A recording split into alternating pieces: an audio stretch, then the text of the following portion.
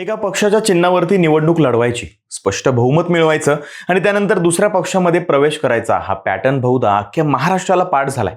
सोलापूरच्या वैराग नगरपंचायतीमध्ये सुद्धा हा सेम पॅटर्न रिपीट झालाय आणि हा पॅटर्न रिपीट करणारा पक्ष सुद्धा तोच आहे. वैराग नगरपंचायतीच्या निवडणुका होऊन 4 वर्ष उलटून गेली आणि राष्ट्रवादी काँग्रेसच्या नगराध्यक्ष सुजाता डोळेसे आणि उपनगराध्यक्ष निरंजन भूमकर यांच्यासह 15 नगरसेवकांनी थेट एकनाथ शिंदेंच्या शिवसेनेत प्रवेश केलाय.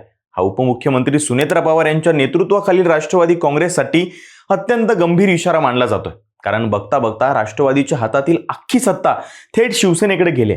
एकीकडे राज्यामध्ये महायुतीची सत्ता असताना मित्रपक्षच मित्रपक्षाची स्थानिक संघटना खाली का खेचतोय? शिवसेनेनं मित्रपक्ष असलेल्या राष्ट्रवादी काँग्रेसची संपूर्ण नगरपंचायत नक्की कशी पळवली आणि शहाजी बापू आणि खासदार ओमराजे निंबाळकर या खेळामध्ये पडद्यामागचे सूत्रधार कसे ठरले आणि निवडणूक जिंकण्याची ताकद असणाऱ्या राष्ट्रवादीची सत्ता टिकवताना नक्की कुठे दांडी उडते, संपूर्ण गोष्ट जाणून घेणार आहोत आजच्या व्हिडिओमध्ये. नमस्कार, मी शुभम गोरे आणि तुम्ही पाहताय कट टू कट. वैराग हे सोलापूर जिल्ह्यातील बार्शी तालुक्यातील एक महत्त्वाचं राजकीय आणि व्यापारी केंद्र. बार्शी तालुका आणि आसपासचा परिसर हा नेहमी स्थानिक नेत्यांच्या वर्चस्वाचा बालेकिल्ला राहिलाय. 2022 मध्ये स्थापन झालेल्या या नवीन वैराग नगरपंचायतीसाठी फेब्रुवारी महिन्यामध्ये पहिल्यांदाच मतदान पार पडलं. या निवडणुकीमध्ये अजित पवार यांच्या राष्ट्रवादी काँग्रेसने अभूतपूर्व यश मिळवत 17 पैकी तब्बल 13 जागांवरती विजय मिळवला होता. स्थानिक नेते निरंजन भूमकर आणि सुजाता डोळेसे यांच्या नेतृत्वाखाली राष्ट्रवादीने वैरागवरती पूर्ण ताबा मिळवला. सुजाता डोळेसे या वैरागच्या पहिल्या ऐतिहासिक नगराध्यक्ष बनल्या होत्या, तर निरंजन भूमकर हे उपनगराध्यक्ष झाले. पण निवडणूक होऊन जवळपास 4.5 वर्ष पूर्ण झाले आणि त्यांनी राष्ट्रवादी काँग्रेसला रामराम ठोकायचं ठरवलं. मंगळवारीच मुंबईमध्ये एक अत्यंत महत्त्वाचा सोहळा पार पडला. उपमुख्यमंत्री एकनाथ शिंदे यांच्या उपस्थितीत वैरागच्या नगराध्यक्ष सुजाता डोळेसे, उपनगराध्यक्ष निरंजन भूमकर यांच्यासोबत तब्बल 15 नगरसेवकांनी शिवसेनेमध्ये जाहीर प्रवेश केला. एकाच रात्रीमध्ये राष्ट्रवादीच्या हातातून वैराग नगरपंचायतीची सत्ता ही पूर्णपणे निसटली आणि तिथे शिवसेनेचा भगवा फडकला. आणि विशेष म्हणजे ही तीच नेते मंडळी आहेत ज्यांनी 2024च्या विधानसभा निवडणुकीवेळी शिंदेंच्या विरोधामध्ये प्रचार केला होता. तेच आज शिंदे सेनेत सामील झालेत. 17 पैकी 15 लोकांच्या जाहीर प्रवेशामुळे कोणताच कायदेशीर प्रश्न उपस्थित होत नाहीये. कारण मुळात नगरपंचायतीची निवडणूक झाल्यानंतर कायदेशीर कारवाई करण्यासाठी 2.5 वर्षांपर्यंतचाच कालावधी असतो. पण वैराग नगरपंचायतीची निवडणूक होऊन 4.5 वर्षांचा काळ उलटून गेलाय. दुसरं म्हणजे मूळ पक्षाच्या 2/3 सदस्यांनी जर एकत्र पक्ष सोडला तर त्यांच्यावरती कोणतीही कारवाई करता येत नाही असं कायदा सांगतो. त्यामुळे या दोन्ही कायदेशीर कचाट्यातून हे 15 नगरसेवक मात्र वाचलेत. आता मूळ प्रश्न असा पडतो की हे 15 नगरसेवक अचानक पक्ष सोडून शिवसेनेमध्ये का सामील झाले? तर या संपूर्ण राजकीय नाट्यामागे माजी आमदार शहाजी बापू पाटील आणि नुकतेच शिवसेनेमध्ये प्रवेश केलेले धाराशिवचे खासदार ओमराजे निंबाळकर यांची अत्यंत महत्त्वाची भूमिका मानली जाते. शहाजी बापू पाटील हे सोलापूर जिल्ह्यातलं शिवसेनेचं एक मातब्बर आणि आक्रमक चेहरा मानला जातो. तर दुसरीकडे ठाकरे गटातून शिंदेच्या शिवसेनेमध्ये आलेले खासदार ओमराजे निंबाळकर यांनी सोलापूर आणि बार्शी परिसरामध्ये आपलं नेटवर्क वेगाने मजबूत करायला सुरुवात केली.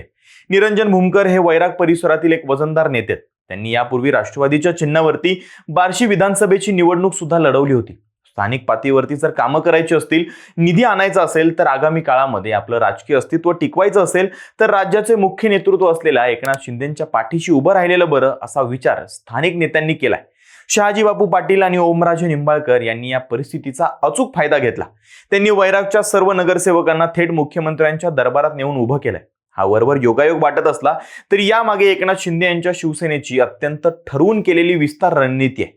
ऑपरेशन टायगर अंतर्गत 6 खासदार आणि अनेक आमदार स्वतःकडे ओढल्यानंतर आता त्यांनी आपला मोर्चा महायुतीतील मित्र पक्षांकडे वळवल्याचं स्पष्ट दिसतंय. पण या सगळ्या घडामोडींचा सर्वात मोठा आणि गंभीर फटका कुणाला बसला असेल तर तो बसला अजित पवार यांच्या राष्ट्रवादी काँग्रेसला आणि विशेषतः सुनेत्रा पवार यांच्या नेतृत्वाला. उपमुख्यमंत्री राहिलेल्या अजित पवार यांच्या जाण्यानंतर सुनेत्रा पवार या महत्त्वाची जबाबदारी सांभाळतात.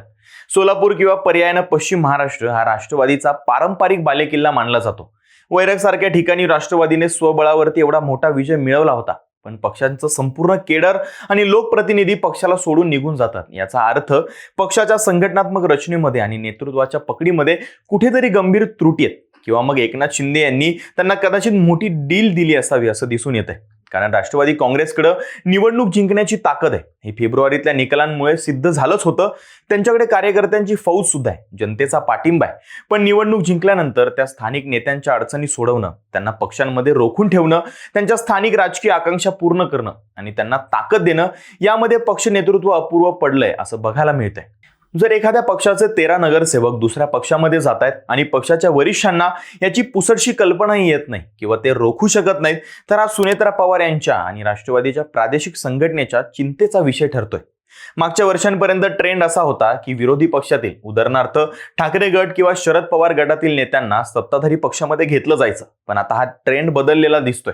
कल्याण डोंबिवली महानगरपालिका असेल किंवा मग आता वैराग नगरपंचायत असेल, सत्तेत असलेल्या दुसऱ्या घटक पक्षांची सत्ता पळवताना हे सगळे नेते दिसतात. आगामी निवडणुकासाठी प्रत्येक पक्षाला स्वतःचा विस्तार करायचा आहे आणि आपली लॉबी सेट करायची आहे, हे या विचित्र राजकारणावरून दिसून येतं. पण यामुळे राजकारणाचा स्तर खालावत चाललाय हे मात्र खरं. या वैराग नगरपंचायतमध्ये घडलेल्या घटनेमुळे महाराष्ट्रातल्या बाकीच्या स्थानिक स्वराज्य संस्थांवरती परिणाम होऊ शकतो. या सामूहिक पक्षप्रवेशामुळे सोलापूर आणि आसपासच्या जिल्ह्यातील इतर पक्षांमधील असंतुष्ट नेत्यांना सत्ता असणाऱ्या पक्षासोबत गेलं तरच कामं होतील आणि आपल्याकडे सुद्धा एक नवीन पर्याय, ही भावना रुजायला वेळ लागणार नाही, जे की लोकशाहीसाठी मारक असणार आहे. लोकशाहीमध्ये काही वेळेस जनता एखाद्या पक्षाला किंवा त्यांच्या विचारसरणीला मतदान करत असते.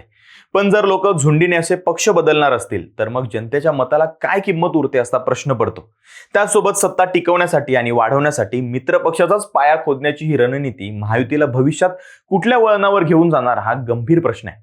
असो, वैराग नगरपंचायतीची ही घटना राजकारणात फक्त निवडणूक जिंकणं महत्वाचं नाहीये, तर सत्ता आणि कार्यकर्ते टिकवणं हे त्याहून जास्त महत्वाचं आहे, याची शिकवण देते. हा सगळा घडलेला प्रकार तुम्हाला पटलाय का?